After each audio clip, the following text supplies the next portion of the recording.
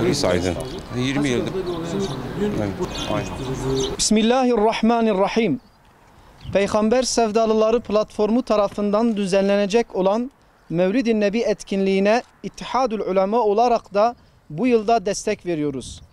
Nisan ayı boyunca düzenlenen Mevlid-i Nebi etkinlikleri çerçevesinde bu yıl yine Peygamber Sevdalıları tarafından 22 Nisan Pazar günü Diyarbakır Nevruz Parkı'nda Hazreti Peygamber'i anlama ve sünnetini yaşama temalı Mevlid-i Nebi etkinliği düzenlenecektir.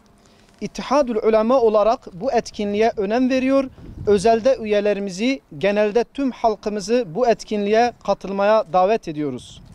Çünkü insanlığın selametinin, huzurunun, kardeşlik ve diğergamlığının yegane reçetesi hiç şüphesiz Peygamber Efendimiz sallallahu aleyhi ve sellemi anlayıp ona tabi olmaktır.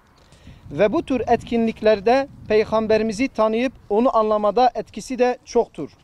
Son olarak bu etkinliği sadece Diyarbakır'da değil, hatta dünyanın birçok yerinde düzenleyerek Peygamberi sevdayı dalga dalga yayan Peygamber Sevdalıları platformuna bu faaliyetlerinden dolayı İttihadül Ulema olarak teşekkür ediyor. 22 Nisan Pazar günü Diyarbakır Nevruz Parkı'nda Hazreti Peygamber'i anlama ve sünnetini yaşama temalı Mevlid Nebi etkinliğine buluşmak üzere hepinizi Allah'a emanet ediyoruz. Vesselamu Aleyküm ve Rahmetullahi Berekatuhu.